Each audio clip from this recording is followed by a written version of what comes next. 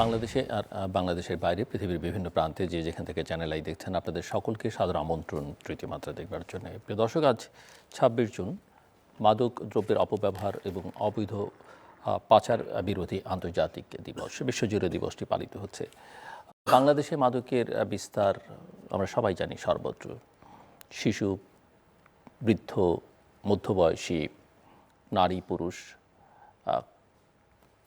এমন কোনো শ্রেণী, পেশা, গোত্র নেই মাদক যাদেরকে স্পর্শ করেনি।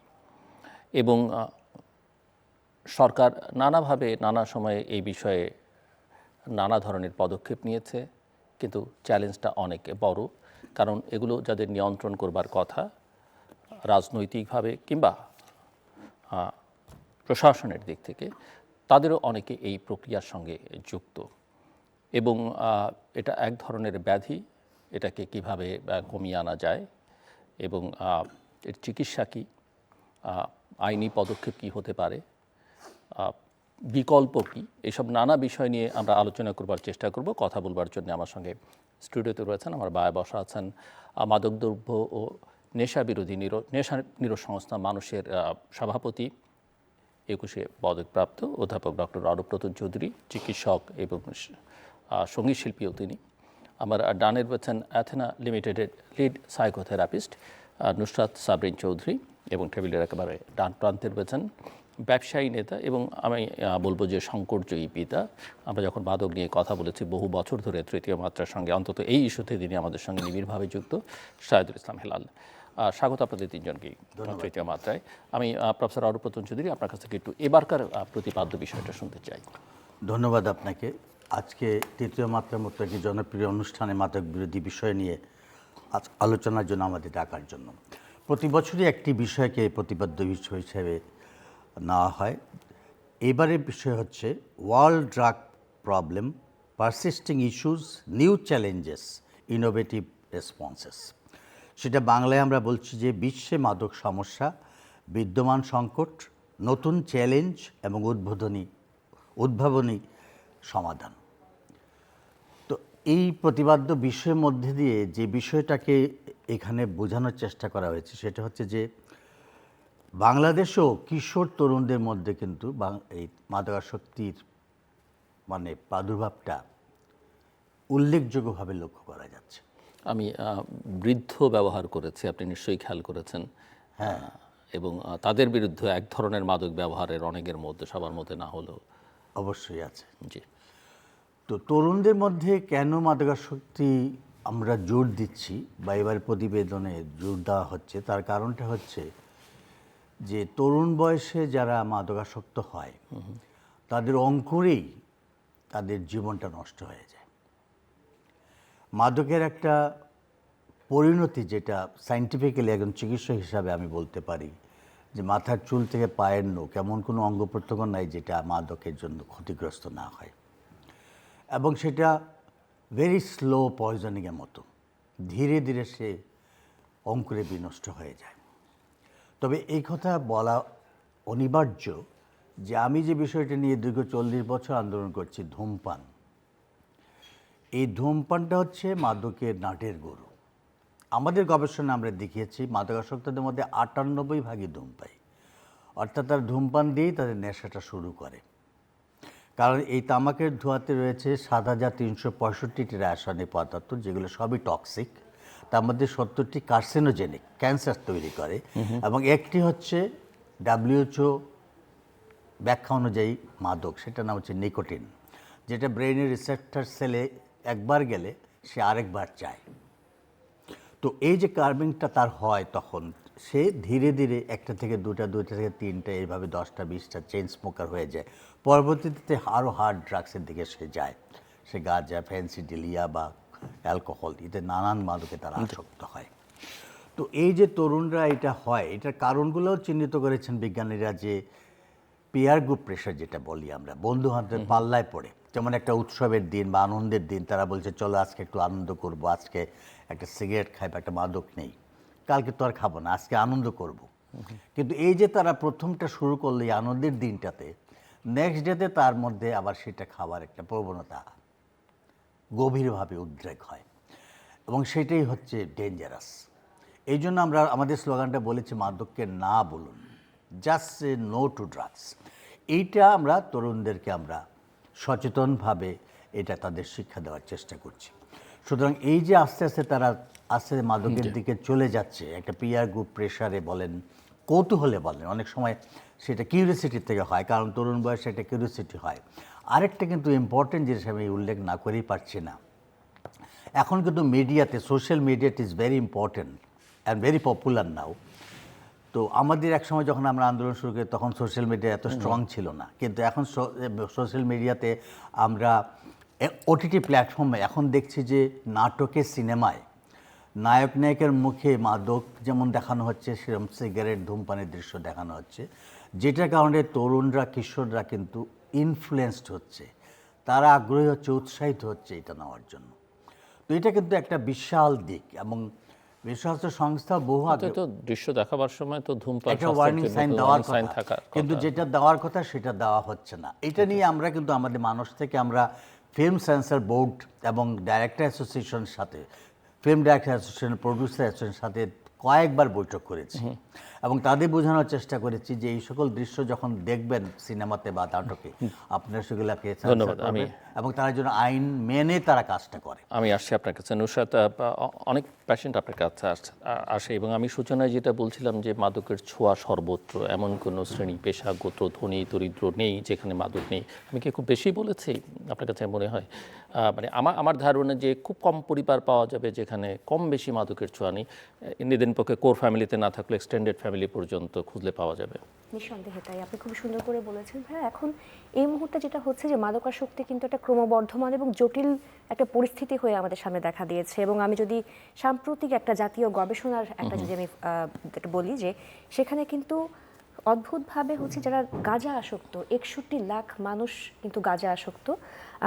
ইয়াবা যদি বলি সেখানে 23 লক্ষ আছে এবং অ্যালকোহলের পরিমাণও কিন্তু 20 লক্ষ আছে। সুতরাং যেখানে কিন্তু আমাদের মনে করা হচ্ছে যে হয়তো মাদকের পরিমাণটা অনেকটুকুই কম, সেখানে কিন্তু একটা হিউজ পপুলেশন, এবং যেটা মোট জনগোষ্ঠীর 5%। এবং সব থেকে একটা অ্যালার্মিং যেটা, 17 বছরের বয়সের মধ্যে 1/3 অফ দিস পপুলেশন যারা হচ্ছে প্রথম ইনটেক করছে, মাদকটা গ্রহণ করছে, এবং সেই থেকে 18 থেকে 25 বছর বয়সের মধ্যে কিন্তু 60% যারা প্রথম মাদক নিচ্ছে। তো এই যে একটা বড় সংখ্যক একটা জনগোষ্ঠী, এবং সেটা কিন্তু আসলে খুবই অল্প সময়ের মধ্যে, ফেব্রুয়ারির থেকে জুন পর্যন্ত 2025 সালের এর মধ্যে হচ্ছে এই গবেষণাটা, জাতীয় গবেষণাটা আসলে হয়েছে। কিন্তু যদি আমরা একদম সারা বছর ব্যাপী দেখি, এবং আরও অনেকে তো আসলে ইনফরমেশন কিন্তু আমরা সকলে দিই না স্টিগমার কারণে, অনেক জায়গা থেকে অনেক গোপনীয়তা আছে, পরিবার গোপন করে যায়, সেই বিষয়গুলো কিন্তু আমাদের আসলে দৃষ্টিগোচর হয় না। তো তারাও যদি আসে হয়তো বা এই পপুলেশনের জায়গাটা আরও অনেক বেশি বাড়বে। তো আমরা এমন কোনো সমাজের জায়গাতে দেখি না যেখানে মাদকের ভয়াল থাবাটা আসলে নেই, এবং সেটার ইম্প্যাক্টটা এটা আমরা এখন দেখতে পাচ্ছি, কনসিকুয়েন্সগুলো আমরা প্রতিনিয়ত দেখতে পাচ্ছি। আপনার কি ধারণা যে এটার এত বিস্তার ঘটছে কেন? প্রফেসর চৌধুরী কিছুটা টোবাকোর কথা বলেছেন, কিছুটা পিয়ার প্রেশারের কথা বলেছেন, আপনার ধারণা কি, মানে হোয়াটস ইউর ফাইন্ডিংস? অবশ্যই স্যার যেখানে বলেছেন যে সিগারেট তো আসলে একটা গেটওয়ে, এবং এটা শুরুই হয় কি মাদকের প্রত্যেকটা জায়গা থেকে শুরু হয় কিন্তু আসলে ধূমপান দিয়ে। আমাদের যদি ক্লিনিক্যাল জায়গা থেকে আমরা দেখি এবং গবেষণালব্ধ ফলো যেটা হয়, সেখানে কিউরিওসিটি এখন অনেক বেশি ইয়াং জেনারেশনের মাঝে, এবং তারা বিভিন্নভাবে সোশ্যালি সব জায়গা থেকে আসলে ইনফ্লুয়েসড হচ্ছে, পিয়ার প্রেশার, সামাজিক প্রভাব রয়েছে, এবং সেই সাথে একটা বিষয় উল্লেখ না করলেই নয় যে মানসিক চাপ, ট্রমা, এগুলো কিন্তু রয়েছে। তারা অনেক সময় এটাকে ম্যাল অ্যাডাপটিভ কোপিং মেকানিজম হিসেবে কিন্তু কাজ করছে, যেখানে হয়তো সে সামাজিক বিভিন্ন অনেক প্রেশার, একাডেমিক প্রেশার বা অ্যাংজাইটি, রিলেশনশিপ ইস্যুস, এগুলো হয়তো সে হ্যান্ডেল করতে পারছে না, একটা হেলদি কোপিং স্কিল নিয়ে সে বড় হচ্ছে না, সেই জায়গা থেকে মাদকটাকে সে এটাকে খাপ খাইয়ে নেওয়ার একটা জায়গা হিসেবে সে তৈরি করছে। এবং সেই সাথে আরও দেখা যাচ্ছে যে অর্থনৈতিক একটা প্রেশার থাকে, বিভিন্ন জায়গায় আমরা দেখি যে তার আনস্টেবল হয়তো ওয়ার্ক প্লেস, ওয়ার্ক লাইফ, এই বিষয়গুলোও কিন্তু কারণ হিসেবে অনেক কাজ করে। আমি আসবো আবার আপনার কাছে। মিস্টার শাহিদুল ইসলাম হেলাল, আপনার জার্নিটাও মোটামুটিভাবে অনেক লম্বা, এবং আপনি অনেক ক্ষেত্রে আমি বলবো যে সাকসেসফুল আপনার জার্নিতে, but at the same time আমার মনে হচ্ছে যে এই বিষয়ে কাজ করতে গিয়ে আপনার নিজের কিছু ফ্রাস্ট্রেশনও তৈরি হচ্ছে। আমি এটা আপনার কাছ থেকে শুনতে চাই। আমি প্রথমে আপনাকে এবং চ্যানেল আইকে ধন্যবাদ জানাই। আমাকে মানে 2004-এ ওর 3 আমার মনে হয় তার আগে 2002-তে হতে পারে, 2002-তে যখন আমি আমার পরিবার, আমার সন্তানকে নিয়ে মাদক নিয়ে রিয়েল প্রবলেমে ছিলাম, যে কন্টিনিউয়াস মিথ্যা বলে যেতাম আমার ছেলেকে প্রোটেক্ট করার জন্য, কারণ ওই আমলে কথাবার্তাও হতো না। আপনি আমাকে এনকারেজ করেছেন যে এসে কথা বলতে। কথা বলার পরে কিন্তু আমার ফ্যামিলির পুরো লাইফ চেঞ্জ হয়ে গেছে। অ্যান্ড এখানকার তৃতীয় মাত্রার প্রোগ্রামের দ্বারা আমার মা, আমার ভাই বোন, আমার আত্মীয় স্বজন সবাই জানতে পারছে যে আমরা কীরকম ক্রাইসিসে যাচ্ছি। এর আগে কিন্তু আমাদের দম বন্ধ হয়ে যাচ্ছিল, আমরা মিথ্যার উপরে পাস করতাম। তারপর থেকে কিন্তু মিথ্যা বলতে হয় নাই। তারপর থেকে যেটা হয়েছে যে সবাই আমাদের যেমনটা বলছেন এক ধরনের স্টিগমা, এক ধরনের হ্যাঁ ওপেন ওটা ভেঙে গেছে। তো ওই আমলে ওটা ভাঙা কিন্তু বিরাট একটা জিনিস ছিল। এই জন্য আমি রিয়েলি গ্রেটফুল টু ইউ যে আপনি একটা বিরাট ক্যাটালিস্ট ছিলেন আমার সন্তানকে ভালো করার জন্য। তো তখন তো এত হেল্প ছিল না, এরকম ওদের মতো কেউ ছিল না, জানাও ছিল না, সোশ্যাল মিডিয়াও অত স্ট্রং ছিল না। তা যেহেতু লুকিয়ে রাখতাম, সুতরাং খবরগুলিও পেতাম না। তা আমাদের যেই প্রবলেমটা হয়েছে এটার জন্য যে আমরা প্রায় তো আপনাকে ধন্যবাদ এই কারণে যে আপনি প্রথম খোলামেলা কথাবার্তা বলায় অনেকে অ্যাটলিস্ট টেলিভিশনে এসে কথা না বললেও নিজস্ব পরিমণ্ডলে কথাবার্তা বলা একটু সাহস নিশ্চয়ই পেয়েছেন। ট্রু, আপনার সাথেও কথা বলেছে, আমার সাথেও অনেকে এবং আপনারা তো ভিকটিমদের একটা ফ্যামিলিও করেছেন, মানে গ্রুপ করেছিলেন, একাধিক গ্রুপ ছিল। এবং উনি এই কথাগুলো বলার পর আমি বাংলাদেশ টেলিভিশনে একটা প্রোগ্রামই শুরু করি, যারা ভিকটিম তাদেরকে নিয়ে এসে আমি ইন্টারভিউ নিতাম, এবং সেই সাহসটা কিন্তু শুরু হয়েছিল। দ্যাট রিয়েলি, কিন্তু দিনের শেষে কিন্তু আমারই সবচেয়ে বড় উপকার হয়েছে, আমার ফ্যামিলির। তখন আমরা বুঝতে পেরেছি যে এখনো যে প্রবলেমটা রয়ে গেছে যে মাদকাসক্তি, যে তাকে দোষী হিসাবে দেখা হয়, যেটা ওয়ার্ল্ডের প্রায় সব দেশ এটা শুরু করেছিল এইভাবে। ব্যাংককে, থাইল্যান্ডের কথা মনে আছে, বেশ কয়েক বছর আগে শুট এট সাইট নিয়ম করে দিয়েছিল যে মাদক দিয়ে দেখা হয়। Singapore was very tough on this. Portugal সবচেয়ে বেশি হিরোইন ইউজ হতো, ওখানেও খুবই টাফ ছিল। ওরা কিন্তু আস্তে আস্তে সফটওয়্যার অ্যাটিটিউড দিয়েছে। পর্তুগালে 2002 থেকে 4-এর মাঝে ওরা মাদকাসক্তি যে নেয় ওকে দোষী না ভেবে এটাকে মানসিক রোগ হিসাবে ট্রান্সফর্ম করেছে। এবং যে মাদকাসক্তি যদি ধরা পড়তো ওদেরকে সরকার হেল্প করতো রিহ্যাব সেন্টারে নিয়ে যাওয়ার জন্য। তো তখন দেখা গেল পার্লামেন্টে এবং everywhere people were talking about it. 10 বছর পরে ওরা স্ট্যাটিস্টিক্স দেখেছে ওদের HIV AIDS কমে গেছে, মাদক গ্রহণও অনেক কমে গেছে, বিকজ সোসাইটিতে একটা অ্যাকসেপ্টেন্স আসছে।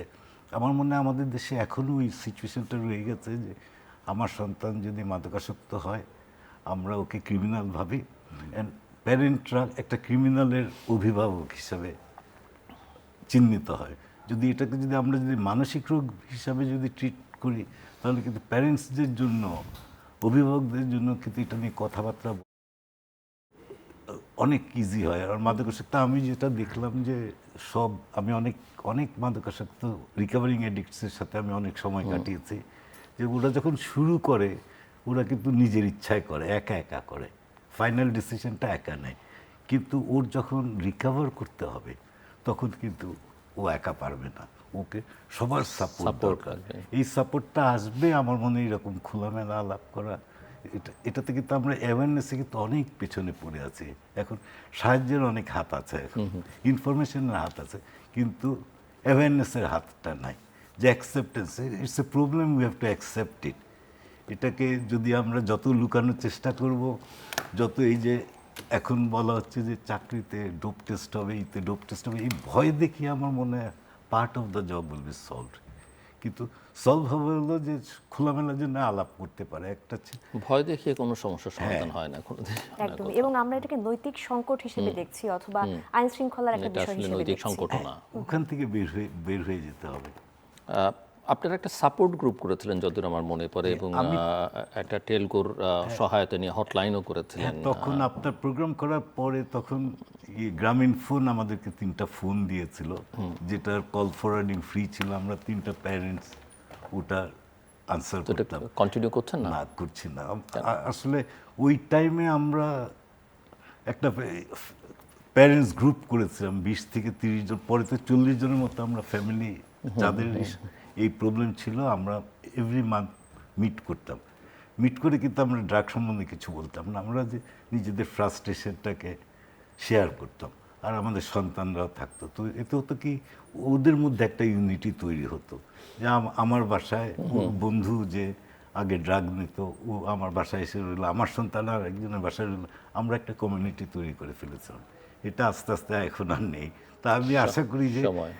যেহেতু সব লেভেলেই মাদকাসক্ত আছে, মানে মাদকের প্রবণতা আছে, সোসাইটির যে লেভেলের লোক, ওই লেভেলের লোকেরা কমিউনিটি তৈরি করতে পারে নিজেরা নিজেরা। That will be very helpful. কারণ সেটা তো ধরেন সমাজের উঁচু তলার মানুষরা বা মধ্যবিত্তরা করতে পারবে, একেবারে নিচের প্রান্তিক জনগোষ্ঠীতে তো মাদক ব্যাপক আছে, রাস্তাঘাটেও তো আমরা দেখতে পাই। এরা তো আর কমিউনিটি করার, আমি মনে করি ওরাও পারবে, ওরাও তো ফ্যামিলি ওয়াইজ থাকে, ওরাও নিজেদের ফ্যামিলি ছাড়াও প্রবলেমগুলি থাকে, বললে, আলাদাও থাকে, separate। কথাবার্তা বললে কিন্তু হাফ ওটা অফ একটা দ্য সোশ্যাল সাপোর্ট বা রাষ্ট্র সহায়তা না দিলে আমাদের তো তাদের সবচেয়ে পথে বড় ঠিক প্রবলেম হলো যে যে মাদকাসক্ত ওকে আমরা ঘৃণা করি, দিস ইজ এ ফ্যাক্ট। কিন্তু যে মাদকাসক্ত ওকে ফিরিয়ে আনার জন্য ভালোবাসাটাই কিন্তু সবচেয়ে বেশি জরুরি। সুতরাং এখানে there is a big difference। সুতরাং আমাদের ওদেরকে ভালোবাসা দিতে হবে, অ্যান্ড ইটস টাফ লাভ যেটা দিতে হবে। জি। প্রফেসর অরূপ রতন চৌধুরী, বাংলাদেশের পরিস্থিতি কিছুটা নুসরাতের কথায় কিছু কিছু স্টাডি তিনি উল্লেখ করেছেন।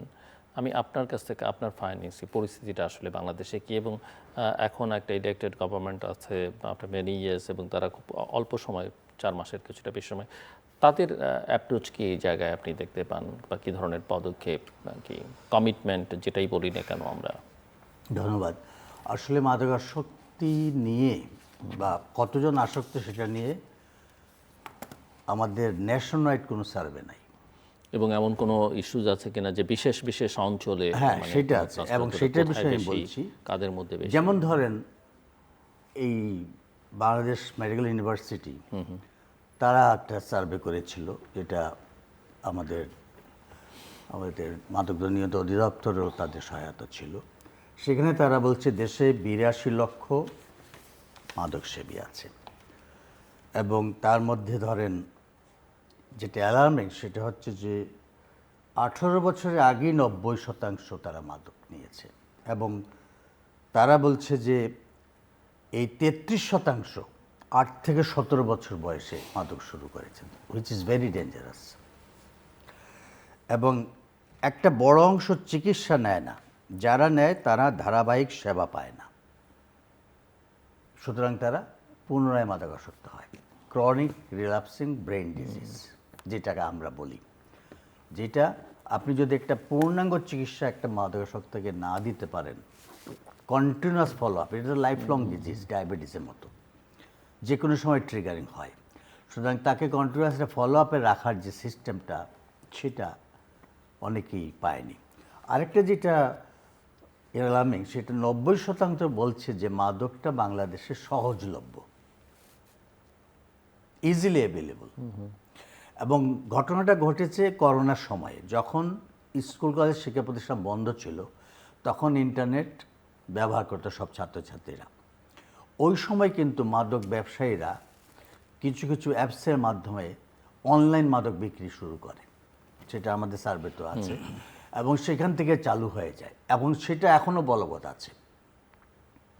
এবং আমরা যেটা বলি, সরকারের কাছেও আমরা যখন যাই, আমরা বিভিন্ন বিষয়ে তুলি, কিন্তু আমরা বলি যে আপনি স্থলপথ, নৌপথ, বিমানপথ, আপনার আইনশৃঙ্খলা বাহিনী দিয়ে যতই আপনি নিয়ন্ত্রণ করেন না কেন, ওই যে মাদক ব্যবসায়ীরা বলে যে তুমি থাকো ডালে ডালে, আমি থাকি পাতায় পাতায়। সুতরাং তুমি যখন ওইখানে যাচ্ছ, আইনশৃঙ্খলা বাহিনী স্থলপথে, তারা চলে যাচ্ছে অন্য পথে, অর্থাৎ তারা সোশ্যাল মিডিয়াতে চলে আসছে। কিন্তু দে আর নাও অ্যাভয়েডিং দিস ইয়ে, কারণ ওইখানে আইনশৃঙ্খলা বাহিনী, তো তারা সোশ্যাল মিডিয়াতে আইসা দে আর গেটিং মোর কাস্টমার্স, এবং সেখান থেকে তাদের একটা বিরাট জনগোষ্ঠী তৈরি হয়ে গেছে ইতিমধ্যে। কিন্তু এবং ইতিমধ্যে মাদকদ্রব্য নিয়ন্ত্রণ অধিদপ্তর তারাও ওই ব্যাপারে অ্যালার্ট হয়েছে, এবং কিছু কিছু ক্ষেত্রে তারা এগুলাকে শনাক্ত করার চেষ্টাও করছে। আপনি যেটা বলছেন যে বাংলাদেশে দেখেন 84% পুরুষ মাদকাসক্ত এবং 16% নারী, একটা গবেষণায় দেখা গেছে, এবং 60% হচ্ছে বিভিন্ন অপরাধের সঙ্গে জড়িত হয়ে পড়ছে, হুইচ ইজ ভেরি ডেঞ্জারাস। তো এইটা দেখেন, ধূমপান থেকে মাদকাসক্তি, মাদকাসক্তি থেকে অপরাধ, নাটের গরু যেটা আমি বলছি ধূমপান, কিন্তু পরবর্তীতে মাদকাসক্ত। এবং তার ফলে মাদকাসক্তর ফলে কি হচ্ছে, তারা যখনই অর্থটা পাচ্ছে না মাদকের, তখন তারা নানা ছোট ধরনের ছোট ক্রিমিনাল অফেন্সের মধ্যে জড়িয়ে পড়ছে, বিকজ তার মাদকটা চাই। সে কিন্তু ক্রিমিনাল না, চোর বা ডাকাত না, কিন্তু তার যে ডিমান্ড, এবং সেইটা তার মায়ের অলংকার চুরি করছে, তার বোনের ইয়েটা চুরি করছে, অথবা সে করছে, ছিনতাই করছে রাস্তায়, সে তো ড্রাস্টিক হয়ে যাচ্ছে, তাকে দমানো যাচ্ছে না, কারণ তার কার্মিং হচ্ছে ওই সময়। তো এই জিনিসগুলোকে চিহ্নিত করা হচ্ছে। এবং শিশুদের মধ্যেও আছে, শিশুদের মধ্যে ওই যে আমি মাদক বলছি ড্যান্ডি যেটা, সেটা তো পথ শিশুদের মধ্যে পাওয়া গেছে বিভিন্ন বস্তিতে, এবং সেইটার উপর একটা সার্ভে আছে, দেখা গেছে যে ওইখানে একটা বিরাট সংখ্যক পথ শিশু তারা, আপনি যখন ওই দিক দিয়ে রাস্তা দিয়ে যাবেন, আপনি কারণ বাজার থেকে যদি ওই পামগেটের দিকে রাস্তায় যান, আপনি আইল্যান্ডের উপরে এখনও বসা পাবেন, দে আর টেকিং ড্রাগস, ওই যে তার যেটা আমরা বলি যে ডান্ডি যেটা নেয়, সেই ধরনের মাদকে তারা আসক্ত হয়ে যাচ্ছে। এবং 7% HIV আক্রান্ত হয়ে যাচ্ছে, যেটা ইন্ট্রাভেনাস ইনজেকশনের মধ্যে মাদক নিচ্ছে যারা। তো এই যে একটা আমি সরকারের পদক্ষেপ বা সরকারি রাষ্ট্রীয়ভাবে পদক্ষেপ কি হচ্ছে সেটা আচ্ছা, জানতে সরকারি চাই। পদক্ষেপের মধ্যে বর্তমান সরকার তার ইলেকশন ম্যানিফেস্টোতে কিন্তু অলরেডি মাদকের দমনের কথা তার অঙ্গীকার করেছে, এবং অলরেডি আমাদের প্রধানমন্ত্রী তারেক রহমান কিন্তু তার বিভিন্ন জায়গায় ভাষণে কিন্তু বলেছেন যে মাদকের বিরুদ্ধে আমাদের জিরো টলারেন্স। মাননীয় স্বরাষ্ট্রমন্ত্রীও কিন্তু স্টেপ নিয়েছেন, এবং তিনি আইনশৃঙ্খলা বাহিনী থেকে সতর্ক করেছেন, এবং বলছেন যে যেখানে যেটা যে অবস্থায় যে কোনো দলের যে কোনো মানুষই হোক না কেন, আমরা তাকে আইনে আওতায় আনব। আরেকটা কথা তিনি বলছেন যে ডোপ টেস্টের ব্যাপারটা, এই ডোপ টেস্টের ব্যাপারটা কিন্তু বর্তমান সরকারে খুব মানে সিরিয়াসলি নিয়েছেন, এবং তারাও বলছেন যে এটা কয়েকদিন তারা এটাকে সময় বেঁধে দিয়েছেন যে এতদিনের মধ্যে এই ডোপ টেস্টের ব্যাপারটা যেন আইনের মধ্যে নিয়ে আসা হয়, বিভিন্ন জায়গায় চাকরির ক্ষেত্রে, স্কুল কলেজের ছাত্রদের ভর্তির ক্ষেত্রে, এবং যাদের অস্ত্র দেওয়া হবে তাদের ক্ষেত্রে, এগুলো কিন্তু দেখা হচ্ছে। তবে আমি যেটা মনে করি সেটা হচ্ছে যে একটা গবেষণায় দেখা গেছে যে এই যে ট্রাফিক কিন্তু অ্যাক্সিডেন্ট, সেটা তো আবার সমস্যার সমাধান না, যে আপনি স্কুল কলেজে ভর্তির সময় ডোপ টেস্ট করলেন, পাওয়া গেল, তাকে আপনি নিলেন না, তো আরও সমস্যা বাড়বে তাতে। অবশ্যই সেটা তো এখন একটা পরিকল্পনার মধ্যে আছে, কিন্তু এখনও সেটা সরকারিভাবে র্যান্ডমলি শুরু হয়নি কিন্তু, but it is a plan যে এটাকে করা হবে। কিন্তু আরেকটা যেটা কথা বলতে চাচ্ছি সেটা হচ্ছে যে আমাদের যেটা অভাব হচ্ছে আমাদের দেশে, একটা গবেষণায় দেখা গেছে যে রোড ট্রাফিক অ্যাক্সিডেন্ট যেগুলো হচ্ছে, সেইখানের মধ্যে 30% road traffic accident due to যারা গাড়ি চালাচ্ছে তারা মাদক গ্রহণ করছে। কিন্তু আমাদের বিদেশে যেমন যে কোনো সময় তারা রাস্তায় দাঁড়িয়ে তারা কিন্তু এগুলা চেক করে, কিন্তু যে কোনো ড্রাইভার যাই গাড়ি চালায়, ওই দেশে তার উন্নত বিশ্বে নিজেই নিজে গাড়ি চালাচ্ছে, কিন্তু উইকেন্ডগুলোতে তারা হয়তো বেশি ড্রিঙ্ক করে, ফলে ওই সময় তাদের বেশি অ্যাক্সিডেন্টগুলো হয়। সেগুলোকে রোধ করার জন্য তারা কিন্তু ইনসিডেন্টলি যে কোনো সময় যে কোনো রাস্তায় পুলিশ কিন্তু করে, ওইগুলা টেস্ট করে। তো আমাদের দেশে সেইটা যদি করা হয়, সেইগুলা যদি আরম্ভ করা যায়, যে আমাদের ড্রাইভাররা যারা চালাচ্ছে গাড়ি, অনেক সময় দেখা যায় লং রোডে যাচ্ছে না, হাইওয়েতে যাচ্ছে, এবং সেখানে কিন্তু বেশিরভাগ ক্ষেত্রে কিন্তু অ্যাক্সিডেন্ট হচ্ছে। আমাদের ইয়েতে দেখা যাচ্ছে যে হয়তো সেই সব ড্রাইভাররা, তাদের মধ্যে মাদকাসক্তি কতজনের আছে সেটা কিন্তু অফিসিয়ালি এখনো নির্ণয় করা যায়নি। নুসরাত সাবরিন চৌধুরী, পেশেন্ট যারা আসে নানা ক্যাটাগরি, নানা জায়গা থেকে আসে, আপনার ফাইন্ডিংস এমনিতে কি, মানে আপনি যদি কোনো কেস স্টাডি থাকে একটা দুইটা আমাদেরকে বলতে পারেন, স্টোরি, কেন ড্রাগস নেয় এবং বেরোতে পারে না কেন, বা বেরিয়ে যাওয়ার পরটা কি, বা অনেক সময় আপনারা সাজেস্ট করলে বা চিকিৎসা করলে তারপরও অনেক সময় সেখান থেকে বেরোতে সমস্যাটা কোথায়? অনেক ধন্যবাদ। এই জায়গা থেকে যদি আমরা আমাদের ক্লিনিক্যাল এক্সপিরিয়েন্সের জায়গা থেকে দেখি, যে আমরা কিন্তু অনেক বয়সের, অনেক ধরনের ক্লায়েন্ট বা পেশেন্ট কিন্তু আমরা ডিল করি, মাদকাসক্তি রোগী, এবং যাদের মাদকাসক্তির একটা বড় বিষয় হচ্ছে মাদকাসক্তি থেকে মানসিক রোগ হতে পারে, আবার অনেক সময় মানসিক রোগ থেকেও মাদকাসক্তি হতে পারে। মাদকাসক্তি ইটসেলফ মানসিক রোগ, কিন্তু সেটাও কিন্তু কিছু এটার ফ্যাক্টরও আছে, এবং একটা মাল্টিফ্যাক্টরিয়াল কন্ডিশন, যেটা আমরা আগেই আলোচনা করেছি। এবং সেখানে কিন্তু বেশিরভাগ এখন ইয়াং জেনারেশনের মধ্যে দেখতে পাচ্ছি প্রচণ্ড কিউরিওসিটি, কেউ একজন খাচ্ছে সেটা দেখে আমি হয়তো ইনফ্লুয়েসড হচ্ছি বা আমার পরবর্তীতে নিতে ইচ্ছে করছে। এবং আরেকটা বিষয় স্যার যেটা বললেন যে আমরা এখন সোশ্যাল মিডিয়া বা ওটিটি প্ল্যাটফর্মে বা মুভিজের মাধ্যমে যে ড্রাগস নেওয়াটা একটা হিরোইজম দেখানো হচ্ছে, বা যে হিরো বা যে মেইন ক্যারেক্টার সে কিন্তু এটা মাদক গ্রহণ করছে, তো এই বিষয়গুলোকেও কিন্তু অনেকে আসলে ফ্যান্টাসাইজ করে এবং সেই হিসেবেও কিন্তু নিচ্ছে। তো সেই অনেক কিছু মানসিক চাপ যেগুলো নিতে না পারা এবং আনহিল্ড অনেক ট্রমার বিষয়গুলো রয়েছে। কেন এটা ছাড়তে পারে না, এটার বড় বিষয় হচ্ছে আগে আমাকে বুঝতে হবে যে মাদক আমাদের ব্রেনে আসলে কি পরিবর্তনগুলো ঘটায়। যখন একটা মানুষ মাদক নিচ্ছে, এটা আমাদের রিওয়ার্ড সিস্টেমকে আসলে আমাদের আক্রান্ত করছে, এবং সেই জায়গা থেকে আমরা দেখি যে আমাদের prefrontal cortex, limbic system, hippocampus বা অ্যামিগডালা, যে আমাদের ব্রেনের যে বিষয়গুলো আমাদের জাজমেন্ট, ইনসাইট, আমাদের আবেগ, অনুভূতি এগুলোকে রেগুলেট করে, সেই বিষয়গুলোকে যখন আক্রান্ত করছে তখন ধীরে ধীরে তার মধ্যে যেটা হয় যে টলারেন্স লেভেলটা বাড়ে, সহনশীলতা বাড়ে। সে আগে যেই বিষয়ে, ছোটোখাটো বিষয়ে যে একটু বন্ধুদের সাথে বসলো, একটা খেলা দেখলো, একটা কোথাও ঘুরতে গেল, সেখানে যে সে নির্মল আনন্দটা পেত সেটা সে কিন্তু আর পাচ্ছে না, কারণ মাদক সেই আনন্দের পরিমাণটা বহুগুণে বাড়িয়ে দিয়েছে কৃত্রিম উপায়ে, এবং সেখানে তার একটা সহনশীলতা ব্রেনে তৈরি হয়ে গেছে। এই টলারেন্স লেভেলটা তৈরি হতে হতে পরে তার ডিপেন্ডেন্সি তৈরি হয়, কারণ দেখে যে সে আগে এক ধরনের বা একটা ডোজে সে মাদক নিত, সেটা এখন তাকে আর সেই ইউফোরিয়াটা বা সেই উৎফুল্লতাটা দিচ্ছে না। সে সময়ের পরিমাণ, এটা ফ্রিকোয়েন্সি বাড়িয়ে দিল, ডিপেন্ডেন্সি তৈরি হয়ে গেল, এবং একটা সময় শুরু হয় কম্পালশন। সে আর নিজেকে নিয়ন্ত্রণ করতে পারে না, এটা থেকে নেওয়া থেকে নিজেকে বিরত রাখতে পারে না। তারা কিন্তু অনেকে বেরিয়ে আসতে চায়, কিন্তু সেখানে তারাও আবদ্ধ হয়ে যায় মাদকের শিকলে।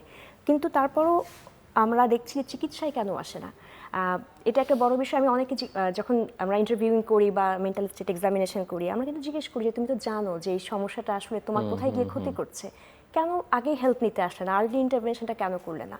প্রথমে কিন্তু আসে যে স্টিগমা, এবং হচ্ছে আমরা যে ক্রিমিনালাইজেশন একটা যে বিষয় আছে, আমরা একটা নৈতিক সম্পদ হিসেবে দেখছি, অপরাধ হিসেবে দেখছি, সেই জায়গা থেকে যে আমি কিভাবে যাওয়ার পরে আমি সমাজের সাথে কিভাবে আমি রিইন্টিগ্রেটেড হব, সেটা কিন্তু তাদের একটা বড় জায়গা। এই ভয় থেকে কিন্তু মানুষ মাদকের বিষয়টা অনেকটুকু গোপন করে যায়, চিকিৎসার ক্ষেত্রে আসে না, সহায়তা নিতে আসে না, পরিবার গোপন করে যায়, পরিবার বিয়ে দিয়ে দেয়, দেশের বাইরে পাঠিয়ে দেয়, কিন্তু এটা কিন্তু আসলে কোনো সলিউশন না। ওই মানুষটা ওখানেও তো আরও মাদকের জায়গাতে, আমি দেখেছি সৌদি আরবে পর্যন্ত গিয়ে কিন্তু যে মাদকাসক্ত সে যে কোনো জায়গায় কিন্তু গিয়ে মাদক খুঁজে বের করে ফেলবে। তো এই বিষয়গুলো একটা বড় ব্যাপার, এবং সেই সাথে আমরা অনেকটুকু পিছিয়ে আছি। এটা ওয়ার্ল্ড ওয়াইডই মাদক, যেহেতু আমরা বলছি একটা ক্রনিক রিল্যাপসিং ব্রেন ডিসঅর্ডার, পুরো ওয়ার্ল্ড ওয়াইডে কিন্তু এটার রিল্যাপস রেটটা অনেক হাই, সেটা 60 to 70%। বাংলাদেশে আমরা যদি স্যার যে গবেষণার কথা বলছেন সেখান থেকেও একটা ফাইন্ডিংস রয়েছে যে অনলি 13% মানুষ কিন্তু আফটার কেয়ার সার্ভিসটা নিচ্ছে বা পরবর্তী ফলো আপটা মেনটেন করছে। এই যে মানুষ যারা মাদকের চিকিৎসা নিয়ে যাচ্ছে তাদের একটা বেশিরভাগ কিন্তু আসলে ফলো আপে আসছে না, এবং তারা কিন্তু পরবর্তী যে পুনর্বাসন বা এই বিষয়গুলোতে আমরা অনেকটুকু পিছিয়ে আছি। এটা একটা বড় ব্যাপার, এবং সেই সাথে সমাজে তাদেরকে আবার কাজের ক্ষেত্রে, তাদেরকে নেওয়ার ক্ষেত্রে, যে পড়াশোনাতে পিছিয়ে গেছে তাকে আবার তার ইউনিভার্সিটি যেন সেভাবে করে অ্যাকসেপ্ট করে, তার পরিবার যেন সেভাবে করে অ্যাকসেপ্ট করে, এই বিষয়গুলো অনেকটা সময় আসলে থাকে না। তার ডিসিশন মেকিং ক্যাপাসিটি থেকে সব কিছুকে আমরা আসলে সবসময় চ্যালেঞ্জ হিসেবে দেখি, এবং আমরা মনে করি হি ইজ নট এনাফ। একটা বিষয় যে অনেক সময় এই বাচ্চাদের ক্ষেত্রে যেটা হয় যে প্যারেন্টসদেরকে দায়ী করা হয়, প্যারেন্টসদের রিলেশনশিপ বা প্যারেন্টসদের বাচ্চাদের সঙ্গে সম্পর্ক বা পারিবারিক আবহ, আপনার কি ধারণা? মানে সেগুলো কিন্তু একটা কজ হিসেবে কাজ করে, কিন্তু এটা সকল ক্ষেত্রে কি করে? সকল ক্ষেত্রে না। মোটা দাগে আমরা আসলে আগে বলেছিলাম একটা মাল্টিফ্যাক্টরিয়াল কন্ডিশন। যেই মানুষটা হয়তো ছোট থেকে ডোমেস্টিক ভায়োলেন্স দেখে বড় হয়েছে বা পরিবারে সেরকম হারমোনি দেখে বড় হয়নি, বাবা মার মাঝে সুন্দর সম্পর্ক দেখে বড় হয়নি, তার কিন্তু অ্যাটাচমেন্টটা কখনো সিকিউরড হবে না। সে কিন্তু সবসময় সেই আনন্দ, ভালোবাসাটা খুঁজতে চেষ্টা করবে বাইরে, সেখানে বন্ধুদের দ্বারা তার প্রভাবিত হওয়ার জায়গাটা অনেক বেশি থাকে। তো পরিবার একটা কজ, কিন্তু এটা না যে এটা আসলে একমাত্র না। এবং সেই সাথে কোপিং স্কিল একটা বড় বিষয়। অনেকের পরিবারে সমস্যা আছে, কিন্তু সবাই তো মাদকাসক্ত হচ্ছে না। তো সেই জায়গা থেকে সে তার সামাজিক দক্ষতা এবং তার খাপ খাইয়ে নেওয়ার স্কিলটা কতটা আসলে হেলদি ওয়েতে সে বড় হচ্ছে, বা সে কীভাবে নিজেকে কোপ করছে, এই বিষয়টা আসলে অনেক বেশি ইম্পর্টেন্ট। আমরা ব্যক্তিত্বের সমস্যা যাদের আছে তাদের মাঝে কিন্তু আমরা মাদক নেওয়ার প্রবণতা অনেক বেশি দেখি, কারণ তাদের মাঝে রিস্ক টেকিং বিহেভিয়ার অনেকটুকু থাকে। বাইপোলারের ক্ষেত্রে আমরা দেখি ম্যানিক ফেজে যখন চলে যায়, হঠাৎ করে সে ইম্পালসিভ হয়ে কিন্তু সে মাদক নিয়ে ফেলছে। এবং এরকম অনেক কিছু বিষয়, যাদের conduct disorder, anti social personality disorder, তাদের মাঝে কিন্তু আমরা দেখছি সেই সাথে অপরাধ প্রবণতা অনেক দেখছি।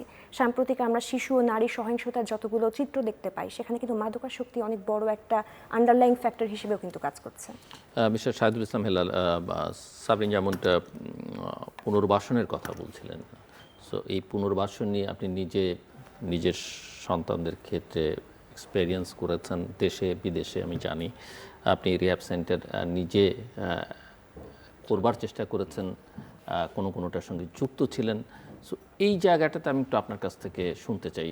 বাংলাদেশে একটা অভিযোগ আছে যে কোনো রিহ্যাব সেন্টার, অনেক রিহ্যাব সেন্টার আছে, কোনো রিহ্যাব সেন্টার আসলে মাদক ব্যবহারের একটা জায়গা বা ক্ষেত্র হিসেবে পরিচিত। সো এবং আপনার যেহেতু সব রকমের, ইভেন সোফার আই রিমেম্বার যে আপনি ড্রাগ ডিলারদের সঙ্গেও ওই নেটওয়ার্কের কোনো পর্যায়ে সেগুলো বোঝার চেষ্টা করেছেন একটা সময়। তা আমি সাবরিনের কথা থেকে একটা জিনিস বলতে চাই যে মাদকাসক্ত কেউ হলে কার দোষ, কেন হয়েছে, কোথার থেকে হয়েছে, ব্যাক স্টোরি না ভেবে ওকে কিভাবে সুস্থ জীবনে ফিরিয়ে আনা যায় ওইখানেই ফোকাস করা মানে দরকার। সেটা কি আপনি আমাদের জন্য সাজেস্ট করছেন না এটা for parents।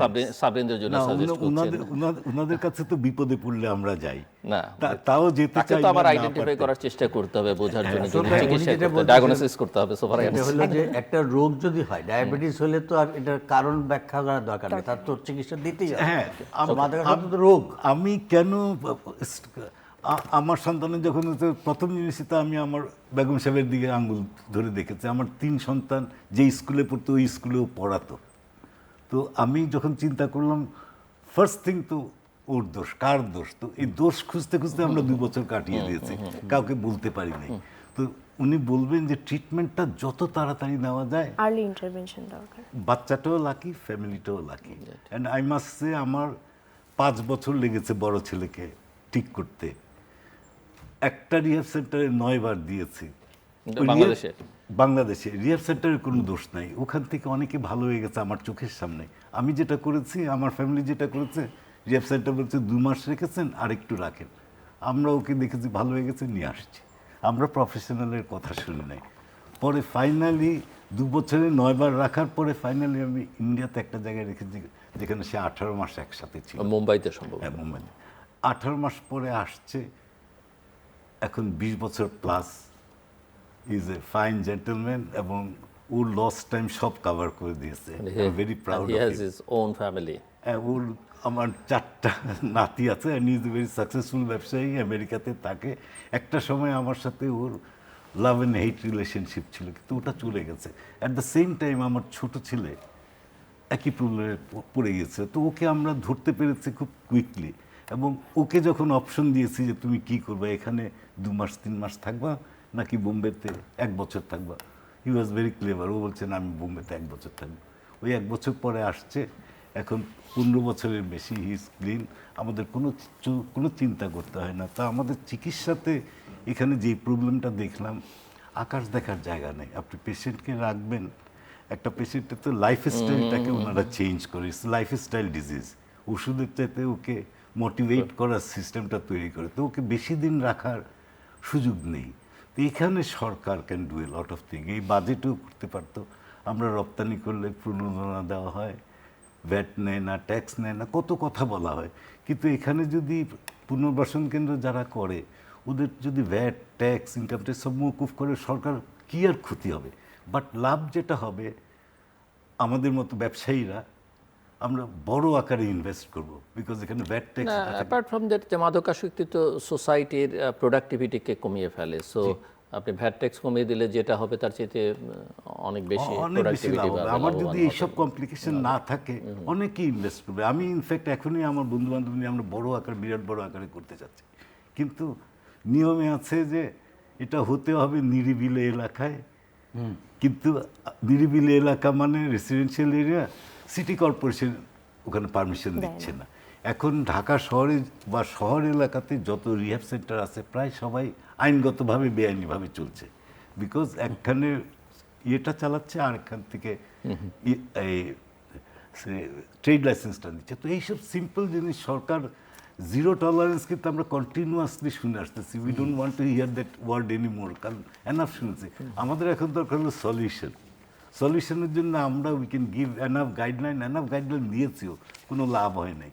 কারণ আমাদের অ্যাজ এ প্যারেন্ট এক্সপার্ট ছাড়া বা ল এনফোর্সিং বডি ছাড়া অ্যাজ এ প্যারেন্ট আমরা হার্ম রিডাকশনে মোর ইন্টারেস্টেড। যার ক্ষতি হয়ে গেছে, কী কারণে ক্ষতি হয়েছে আই ডোন্ট কেয়ার, ওর ক্ষতি হয়ে গেছে, এখন ওকে কীভাবে সুচিকিৎসা দেবো।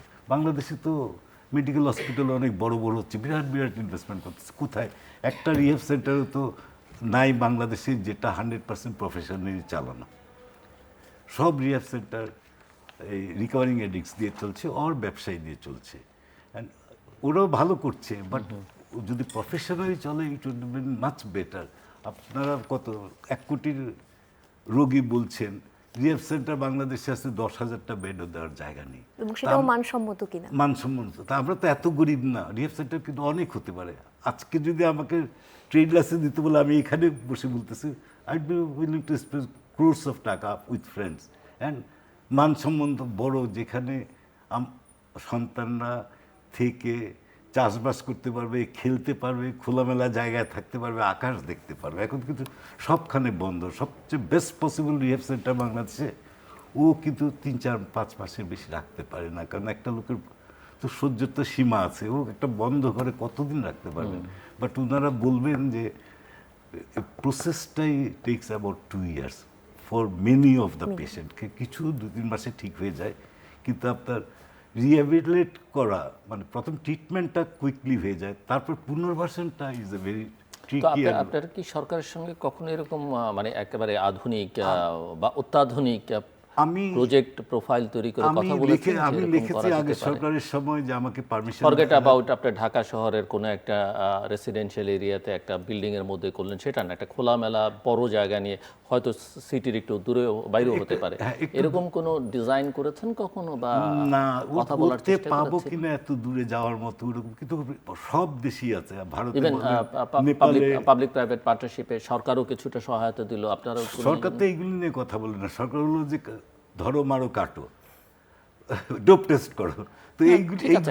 এখন তো ধরেন একটা নতুন সরকার, এখন শুরুতে চেষ্টা করে দেখতে পারেন। এখন তো আমি তাই বলতে চাই, আমাদের ট্রেড লাইসেন্স যে কোনোখানে ট্যাক্স বুক সুযোগ সুবিধা করে দেখ, অনেকে কিন্তু ইনভেস্ট করতে রাজি হবে, because it's a crisis and it will continue to be crisis.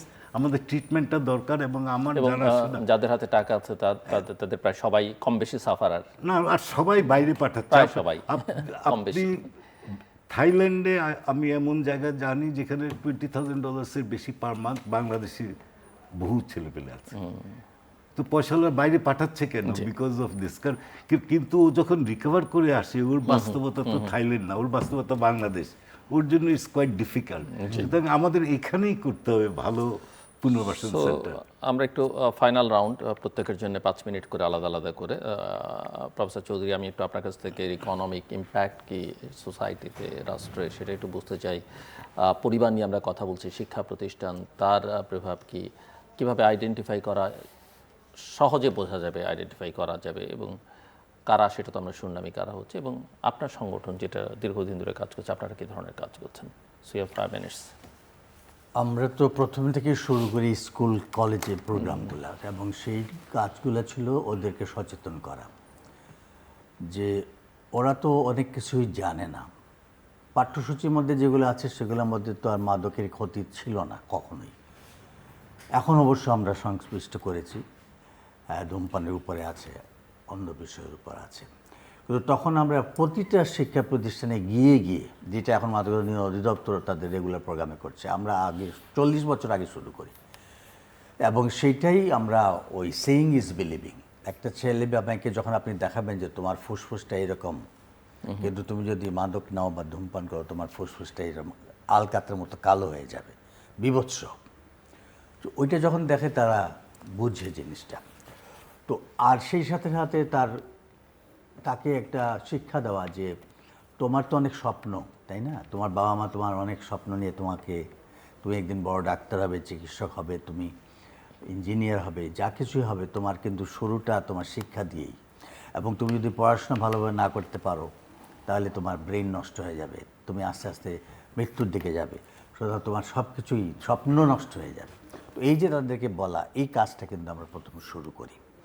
আর দ্বিতীয়ত আপনি যেটা বলছেন যে মাদকাসক্তির যে ক্ষয়ক্ষতিটা, সেটা তো বিরাট একটা ক্ষয়ক্ষতি। যে আমাদের একটা গবেষণায় দেখানো হয়েছিল যে মাদক যে বিক্রি হয় প্রায় 60,000 কোটি টাকার মতো বৎসরে ক্ষতি হয় মাদকাসক্তদের, মানে মাদক কেনা বেচার মধ্যে 60,000 কোটি টাকা। এখানে 50,000 কোটি টাকা দেখা হয়েছে মাদক, আর 10,000 কোটি টাকা দেখানো হয়েছিল যে এই রিহ্যাব সেন্টারে যাচ্ছে, চিকিৎসা হচ্ছে, পারিবারিক ক্ষতি হচ্ছে, এগুলো মিলিয়ে 10,000 কোটি, মাদকের পেছনে 50,000 কোটি টাকা।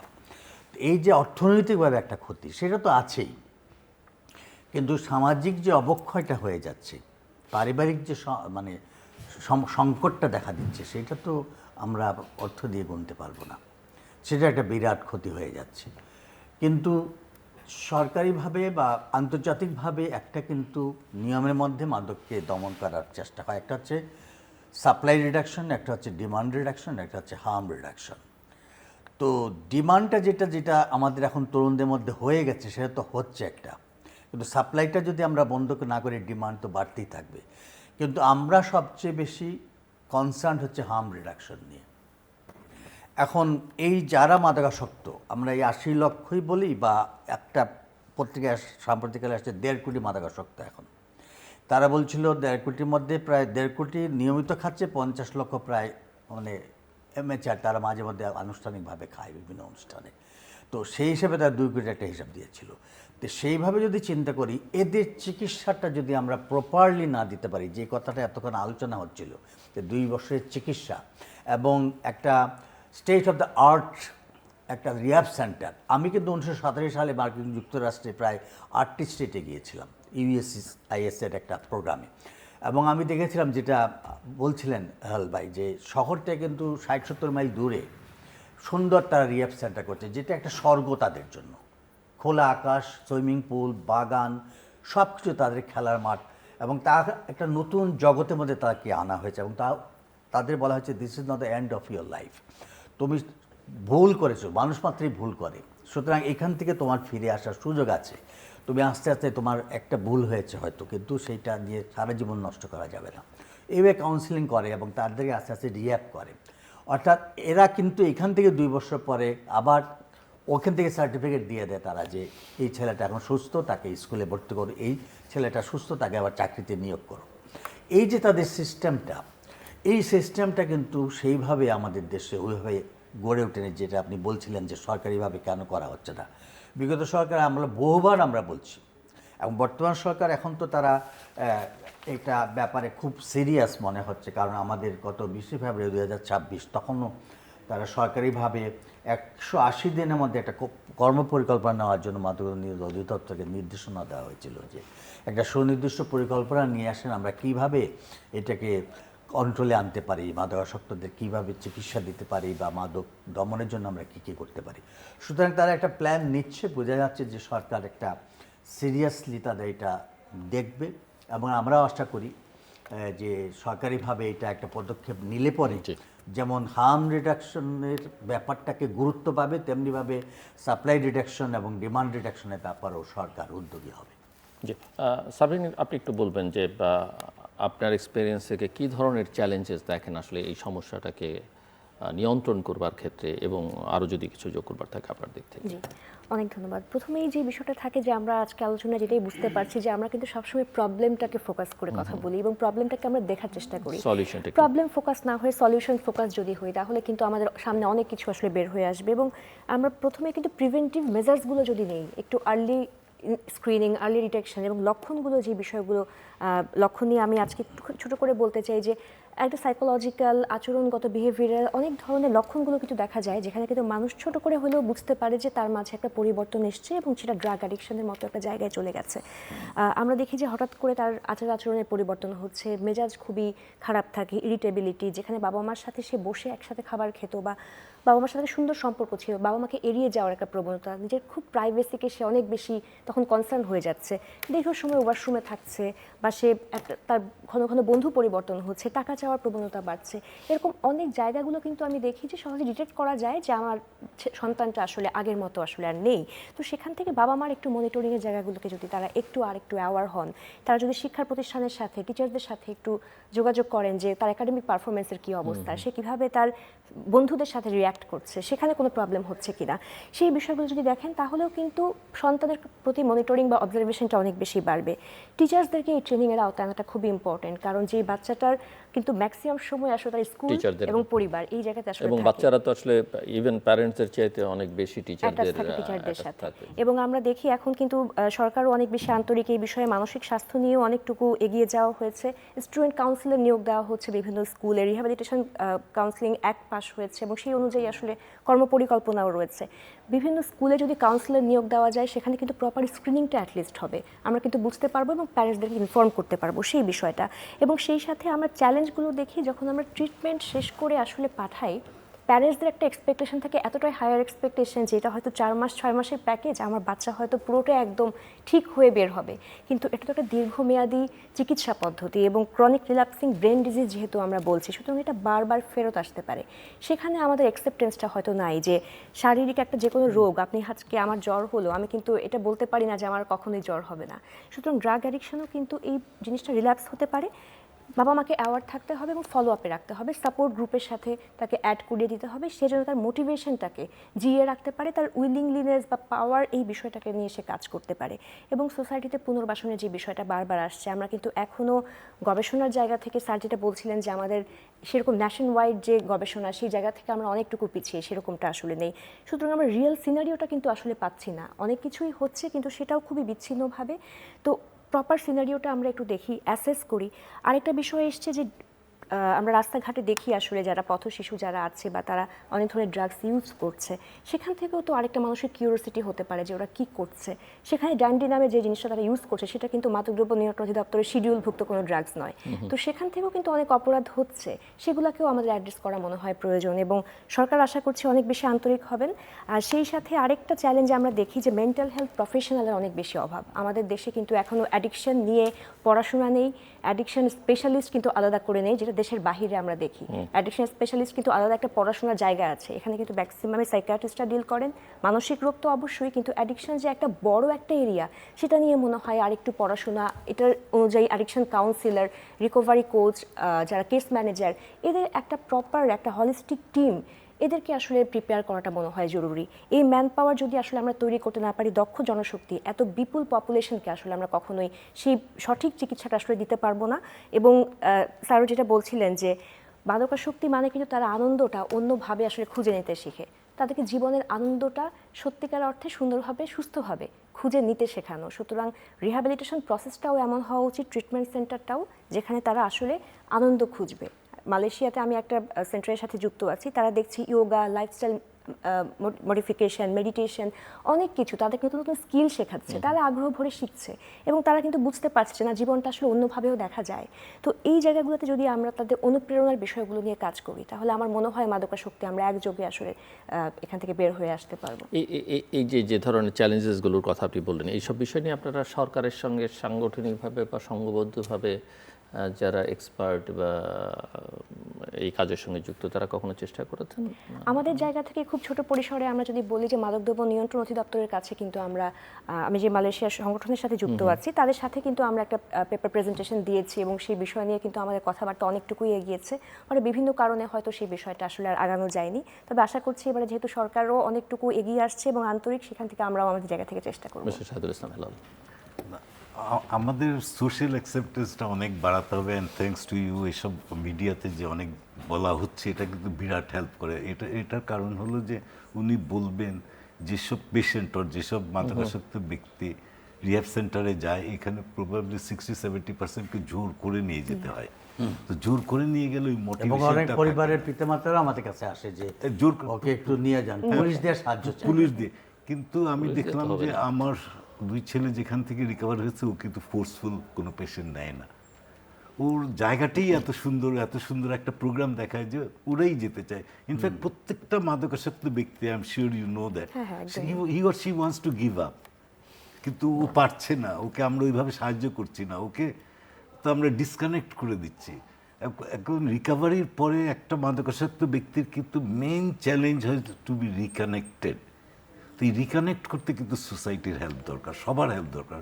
সবার নরম চোখে দেখতে হবে। এই ডোপ টেস্ট, গুলি করে মেরে ফেলো, ধরো, এগুলিতে কোনো কাজ হবে না। Love is the main thing. এবং ইট ইজ পসিবল। আর আমি মাদক দ্রব্য নিয়ন্ত্রণ কেন্দ্রের সম্বন্ধে একটু কিছু বলতে চাই। They have too much in the plate. ওনারা খুব ভালো কাজ করছেন, সাপ্লাইটাকে রিডাকশন করছেন, ধরছেন যারা মাদক ব্যবসা করছে। অ্যাওয়ারনেসের ব্যাপারে এটা ইনফরমেশন মিনিস্ট্রির কাছে থাকা দরকার। অ্যাওয়ারনেসের জায়গায় কিন্তু আমি মনে করি অনেক দুর্বল, অনেক কিছু করা যেতে পারে অ্যাওয়ারনেসের জন্য। তারপরে যে হার্ম রিডাকশনের, ইটস এ মেডিকেল ইস্যু, এটা কিন্তু মাদকদ্রব্য নিয়ন্ত্রণ কেন্দ্রের ইস্যু না। সুতরাং একটা রিহ্যাব সেন্টার করলে আপনার মাদকদ্রব্য নিয়ন্ত্রণ কেন্দ্রের লাইসেন্স নিতে হয়, আবার মেডিকেল ডিজি হেলথেরও লাইসেন্স নিতে হয়, because it's a medical issue. তো এটাকে মেডিকেলের পার্টে দিয়ে দিলে, এটাকে যদি ভাগ করে কাজটা করা হয়, আমার মধ্যে আরও অনেক বেশি ইফেক্টিভ কাজ হবে। আর ফাইনালি তাই বলতে চাইছি, সরকার has to find ways to encourage establishment of more rehab centres. মাত্র 10,000 বেড আছে আমি যতটুকু জানি, অ্যাজ এগেনস্ট 1 কোটি লোক। এটা তো 50,000 বেড। সরকারিভাবে 6টা আর 380টা বেসরকারি। এটা আমাদের ইকোনমি ক্যান অ্যাফোর্ড। এটা কিন্তু কোনো ব্যাপারই না। আপনার পূর্বাচল বলেন, এখানে বলেন, এতগুলি জুট মিল বন্ধ, এই মিল বন্ধ, একটা মিল দেখ না আমি ওখানে রিহ্যাব সেন্টার করবো, একদম পুরা 10-15 একর জায়গা নিয়ে ওয়ার্ল্ড ক্লাস রিহ্যাব সেন্টার করতে পারবো, অ্যান্ড একটা ভেরি চিপ প্রাইস এখানে। But government has to come and help. আপনারা আর কিছু যোগ করবেন কেউ? না, আমি শেষ কথাটা যেটা বলতে চাই পরিবারের উদ্দেশ্যে, যেটা যে পরিবার 2টা পার্ট প্লে করতে পারে এখানে, সেটা স্কুল শিক্ষকদের একটা রোল আছে যে পাপকে ঘৃণা করো, পাপীকে নয়। তো সন্তানকে আপনারা কখনো ভৎসনা করবেন না, তিরস্কার একটা করবেন না। বিষয় বোধহয় আমরা একটু আমার মনে হয় মিস করলাম কিনা আমি জানি না, আপনারা ভালো বলতে পারবেন না, বিশেষ করে সাবরিনারও ভালো বলতে পারবেন, যে আমাদের এখানে খেলাধুলার সুযোগ খুব বাচ্চাদের জন্য সীমিত, খেলাধুলা, সাংস্কৃতিক এবং কালচারাল পরিবেশ, অ্যাক্টিভিটিস একেবারেই নেই বললে। সুস্থ বিনোদন মানে এখন বিনোদন বলতে হচ্ছে রেস্টুরেন্টে গিয়ে খাওয়া ছাড়া তো আর কোনো জায়গা। ওরা যে একটা বিনোদনের জন্য যাবে একটা জায়গায়, দেখেন ঈদের সময় হাজার হাজার লোক যায় কক্সবাজারে বসে থাকে, কারণ এই ছুটির সময়টা কোথায় কাটাবে, জায়গা নেই, জি। একটা জায়গায় সবাই। তো আমরা ছাত্রছাত্রীদেরকে স্কুল গোয়িং যারা আছে, তরুণ যুব সমাজ, তাদেরকে খেলাধুলা দিয়ে উদ্বুদ্ধ করার জন্য আরও বেশি কার্যক্রম বাড়াতে হবে, তেমনি সাংস্কৃতিক পরিবেশ আরও তৈরি করতে হবে, যাতে করে তারা একটা নির্মল পরিবেশের মধ্যে থাকে। এবং এই সাথে সাথে আরেকটা কথা বলতে চাই পিতামাতার কাছে, যে সন্তানের যে আচরণগুলা কথা তুমি বললে, সেগুলা যদি লক্ষণ দেখা দেয়, তাহলে কোনো দেরি না করে সাথে সাথে যেন একজন বিশেষজ্ঞ চিকিৎসকের পরামর্শ নেওয়া হয়, যে কোনো মনোরোগ বিশেষজ্ঞ। জি, ধন্যবাদ। অনুষ্ঠিত কিছু বলবেন? জি, আমি এই সুস্থ বিনোদনের বিষয়টা নিয়ে যদি একটু স্যারের সাথে ছোট করে বলি, যে বাবা মার মাঝে কিন্তু অ্যাকসেপ্টেন্সের বিষয়টা আরেকটা জায়গায় নাই। বাবা মারা কিন্তু মনে করেন যে এই বিনোদন, খেলাধুলা এটা আসলে সময় নষ্ট। এখনকার যে একাডেমিক প্রেশার, কারিকুলাম, সেই জায়গাতে সবসময় আমরা হয়তো একটা হর্স রেসের মধ্যে বাচ্চাদেরকে দিয়ে থাকি, কিন্তু এখানে তার আবেগীয় বুদ্ধিমত্তা, একদমই তো আবেগীয় বুদ্ধিমত্তার যে বিকাশটা, তার যে সোশ্যাল স্কিল, সামাজিক দক্ষতার যে বিষয়গুলো সে তৈরি হবে, তার খাপ খাইয়ে নেওয়ার প্রবণতা, যে কোনো প্রতিকূল পরিস্থিতি সে কিভাবে মোকাবেলা করবে, হাউ টু সে নো, তার কোনো একটা নেগেটিভ কোনো কিছুকে সে কিভাবে না বলতে শিখবে, এই বিষয়গুলো মনে হয় চর্চাটা তখনই হয় যখন আমি আমার পাশাপাশি প্লেমেটস পাই, আমি আরও অনেক মানুষদের সাথে খেলাধুলা করার বা সেই বিষয়গুলোকে চর্চা করার সুযোগটা পাই। সুতরাং সাংস্কৃতিক, বিনোদন, ধর্মীয় মূল্যবোধ, এই সব কিছুর চর্চাটা কিন্তু আসলে অনেক বেশি গুরুত্বপূর্ণ, এবং সেটা আমাদের পরিবার থেকে শুরু হওয়া উচিত। আপনি কিছু যোগ করবেন? আমি এটা বলতে চাই আমার এক্সপিরিয়েন্স থেকে, যে ম্যাক্সিমাম প্যারেন্টস ভাবে যে একবার যদি লাইনে যায় লাইফটা শেষ, পড়ালেখা শেষ, but I M A shining example. I am very proud of my 2 সন। ওরা যেই টাইমটা লস করেছে, ওর চাইতে অনেক ফাস্টার রান করেছে, বিকজ ওরা জীবন সম্বন্ধে অনেক কিছু জেনেছে, লাইফস্টাইল ডিজিজ তো এটা লাইফস্টাইলটাকে Properly treatment-টা পেয়েছে, প্রপার time মতো। ট্রিটমেন্টটা পেয়েছেন। ভালোবাসা ইজ দ্য মেইন স্ট্রেংথ।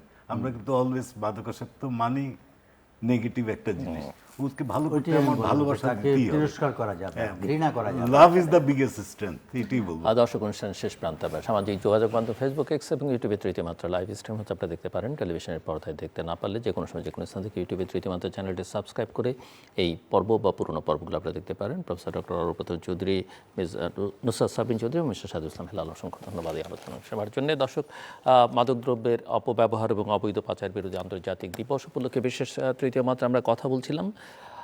বাংলাদেশে মাদকের বিস্তার, এটা বেশ উদ্বেগজনক, এটা আমরা প্রায় সবাই স্বীকার করি এবং বুঝতে পারি, এবং সরকারও এটা মোটামুটিভাবে স্বীকার করে নিয়েছে। পরিত্রাণের উপায় কী? প্রথমত হচ্ছে যে এটাকে অপরাধ হিসেবে বা নৈতিক সংকট হিসেবে না দেখে, অবশ্যই এর সঙ্গে অপরাধ যুক্ত আছে, আমি সেই প্রসঙ্গে আসছি, কিন্তু যারা এটা এই মাদক গ্রহণ করছেন তাদেরকে অন্তত তারা নৈতিক সংকটগ্রস্ত বা অপরাধী সে হিসেবে চিহ্নিত করা যাবে না। তাদের ভালোবাসা দিতে হবে এবং যারা মাদক সেবী তাদেরকে অসুস্থ হিসেবে বা এটাকে একটা ব্যাধি বা রোগ হিসেবে চিহ্নিত করতে হবে। তবে অবশ্যই এই পাচারকারী যারা বা এই ব্যবসার সঙ্গে যারা যুক্ত তারা অপরাধী এবং তাদের ব্যাপারে জিরো টলারেন্সটা দেখাতে হবে। আমরা জানি যে এই অপরাধের সঙ্গে আইনশৃঙ্খলা রক্ষাকারী বাহিনীর সবাই না হলেও অনেকেই, আমাদের রাজনৈতিক নেতৃত্ব আমরা অতীতেও দেখেছি, অনেকের নাম পত্রপত্রিকায় প্রকাশিত হয়েছে, এরা যুক্ত। কাজেই ওই পর্যায়ের ব্যক্তিবর্গ যুক্ত থাকলে এটা কমিয়ে আনা বা এই ব্যবসাটাকে শেষ করে দেয়া অত্যন্ত কঠিন কাজ। আমরা আশা করব যে এই বিষয়ে সরকার অন্তত জিরো টলারেন্স দেখাবেন এবং এই বিষয়ে যাদের পরিবারের সংকট আছে তারা খোলামেলা কথাবার্তা বলবেন, চিকিৎসকের বা সংশ্লিষ্ট বিশেষজ্ঞদের শরণাপন্ন হবেন এবং আমাদের এখানে মেন্টাল হেলথ প্রফেশনালস তার অভাব আছে। আমাদের এখানে প্রয়োজনীয় রিহ্যাব সেন্টার নেই এবং মানসম্মত রিহ্যাব সেন্টার নেই। কিন্তু যেহেতু বিত্তবানদের, আমি যতটুকু জানি এবং বুঝতে পারি, বিত্তবানদের একটা বড় অংশই এই সমস্যায় পরিবার হিসেবে সংকটগ্রস্ত। কাজেই তারা এই বিষয়ে সরকারের নীতি সহায়তা পেলে এখানে বিনিয়োগ করতে উৎসাহিত হবেন এবং সরকার তাদের সঙ্গে পার্টনারশিপে এই কাজটা করতে পারেন। মানসম্মত রিহ্যাব সেন্টারও আমাদের প্রয়োজন এবং সেই সঙ্গে এই সংকট সমাধানের জন্য অন্যান্য অনেক অ্যাক্টিভিটিসের মধ্যে সবচেয়ে জরুরি যেটা, সেটা হচ্ছে যে আমাদের খেলাধুলা এবং সাংস্কৃতিক কর্মকাণ্ডের উপরে অনেক বেশি জোর দেওয়া দরকার। আকাশ দেখবার সুযোগটা করে দেওয়া দরকার, যেটা রিহ্যাব সেন্টারের কথা বলা হয়েছে যে অনেক রিহ্যাব সেন্টারই আসলে সেই সুযোগ নেই, কিন্তু সামগ্রিকভাবেই আকাশ দেখার সুযোগটা আমাদের অনেক সীমিত। আকাশ দেখা বলতে আমরা এখন টেলিভিশনের পর্দায়, তার চেয়ে তো বড় কথা হচ্ছে যে আমাদের যেই ডিজিটাল ডিভাইস আছে সেগুলোর মধ্য দিয়ে আমরা আকাশ দেখবার চেষ্টা করছি। সেটাকে বাদ দিয়ে আসলে খোলামেলা যে পরিবেশ, সেই পরিবেশে আকাশ দেখবার সুযোগটা করে দেওয়া দরকার। আমাদের সঙ্গে থাকবার জন্য অসংখ্য ধন্যবাদ। আপনাদের সবার জন্য শুভকামনা।